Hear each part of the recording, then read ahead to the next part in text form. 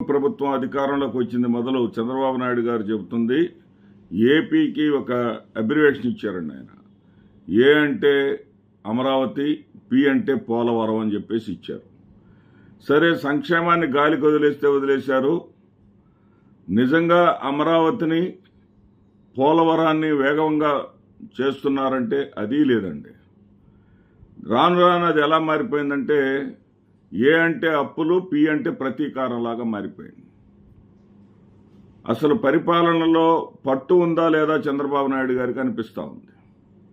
లేదా చంద్రబాబు నాయుడు గారిలో ఎవరైనా సరే పరకాయ ప్రవేశం చేసి పరిపాలన కొనసాగిస్తున్నారా అనిపిస్తూ ఉంది. ఎందుకంటే గోరంట్ల మాధవ్ ఆయన ఎవరైతే మాజీ ముఖ్యమంత్రి వైఎస్ జగన్మోహన్ రెడ్డి గారి సతీమణి అయినటువంటి భారతమ్మ గారి మీద అనరాని మాటలతోటి వీడియో చేశాడో అతనిని అరెస్టు చేశారు తెలుగుదేశం పార్టీ వాళ్ళు, ప్రభుత్వం వాళ్ళు. అరెస్టు కూడా ఒక డ్రామానే. అంటే మేము మా పరిపాలనలో ప్రత్యర్థులను ఏమన్నా సరే అరెస్టు చేస్తాం అనిపించటం కోసం చేసినటువంటి అరెస్ట్ లాగా ఉంది. ఎందుకంటే గతంలో తెనాలిలో గీతాంజలి అనే అమ్మాయి 2 ఆడపిల్లల కన్న తల్లి. మరి ఆ 2 ఆడపిల్లలు తల్లి లేని పిల్లలుగా మారే విధంగా ఐటీడీపీ అరాచకంగా ఆ అమ్మాయి మీద ట్రోల్ చేసింది మనం చూసాం.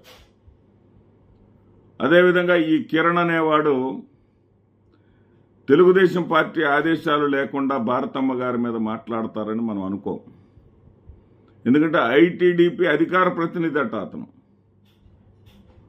మరి అతనిని అరెస్ట్ చేసి అతనికి ముసుగు వేశారు. ఆ ముసుగు వేయటం అనేది ముసుగు వేసి ప్రెస్ మీట్ మాట్లాడిచ్చారు అతని చేత.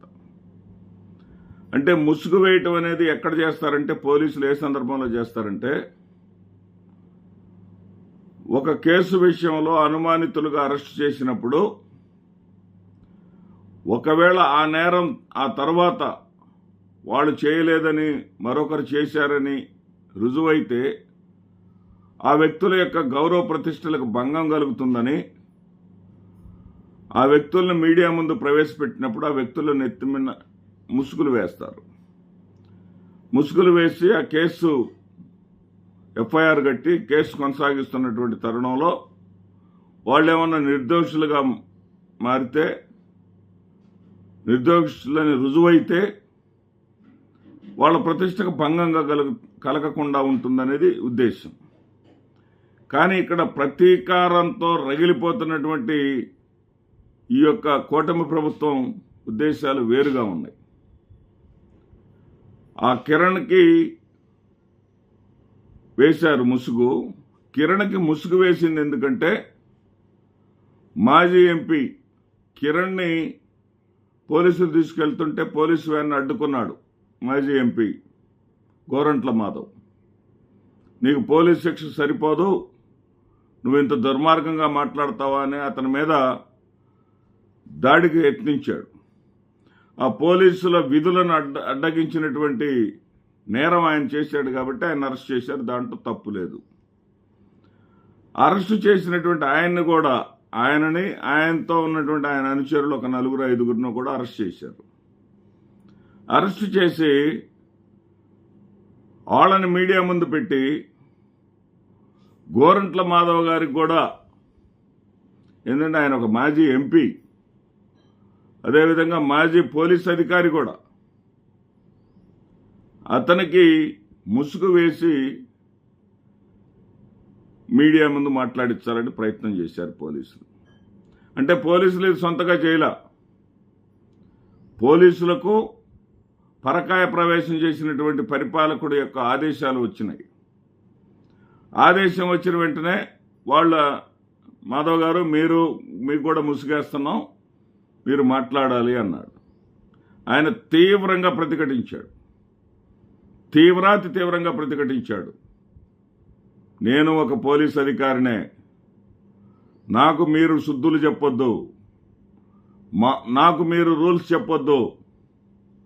ఏ పరిస్థితుల్లో మనం ముసుగులు వేస్తామో మనకు అందరికీ తెలిసినటువంటి విషయమే. నేను ముసుగు వేసుకోను, నేను ప్రెస్ ముందుకు రాను అని చెప్పాడు. కానీ వాళ్ళ ప్రతీకారం అంతటితోటి చల్లారక మరి పై వాళ్ళని ఆనందపరచడం కోసం, సాటిస్ఫై చేయటం కోసం మిగిలిన 5 చేత ముసుగులు వేసి మీడియా ముందు మాట్లాడించి వాళ్ళ యొక్క ఆక్రోశాన్ని చల్లార్చుకున్నారండి. ఇది ఆంధ్రప్రదేశ్ పరిస్థితి. ఏంటంటే అప్పులు ప్రతీకారం. ఏపీ అంటే అప్పులు ప్రతీకారం. అప్పులు ఎందుకోసం చేస్తున్నారో అర్థం కాదు. జగన్మోహన్ రెడ్డి గారు వేసినటువంటి రోడ్లని వీళ్ళు ఓపెన్ చేస్తారు, లేదా లింక్ రోడ్లు గ్రామాల్లో రోడ్లకి మాత్రం మాస్కులు పూస్తారు. ఒక్కటంటే ఒక్క కొత్త రోడ్డు వేసినటువంటి పాపాన పోలేదు. వీళ్ళు విపరీతమైనటువంటి ప్రచారం చేసుకుంటూ ఉంటారు. అమరావతి అంటే, ఆంధ్రప్రదేశ్ అంటే అమరావతి అన్నారు, కానీ అమరావతి కోసం అప్పులు చేశామని చెప్తున్నారు. ఇప్పుడు అమరావతికి 33,000 కోట్ల అప్పులు చేశామని చెప్తున్నారు. 33,000 ఎకరాలు సమీకరించారు, ఎకరాకి 1000 కోట్ల చొప్పున అప్పులు చేశారనమాట. ఇది ప్రారంభ పనులకి. ఇక పరిపాలన ఇలా వచ్చింది. ప్రజలను గాలికి వదిలేసి వైఎస్ఆర్సీపీ వాళ్ళని ఎట్లా టార్గెట్ చేయాలి, వాళ్ళని ఎట్లా అవమానించాలి, ప్రతీకారం ఎలా తీర్చుకోవాలి, ఇది తప్ప ఆంధ్రప్రదేశ్ రాష్ట్రంలో ఏపీ అంటే అప్పులు ప్రతీకారం తప్ప మరొకటి లేదు.